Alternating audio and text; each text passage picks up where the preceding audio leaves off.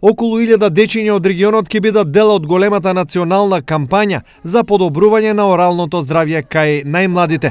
Работелниците и советите за тоа како да си ги чуваат и одржуваат забите започнаа денес од кочанската деветолетка Кирил и Методи. Анализите покажале дека децата, поточно возрастните, повеќе се смеат во присуство на деца.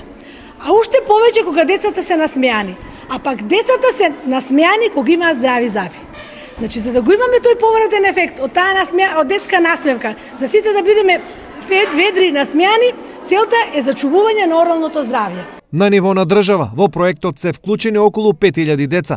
Оваа кампања е резултат на поразителните податоци од здравствените институции, според кои 70% од децата имаат кариес. Децата, воедно и возрастните, имаат голема застапеност во Македонија. Сметам дека со децата треба многу повеќе да се работи и тие треба да имат својата орална хигиена да се покрене на повисоко ниво и свеста за здрави зъби. Затоа што секое зъбче е важно, како млечните, така и трајните. Овој податок категорично зборува за родителска негрижа и недостаток на профилактика кај децата.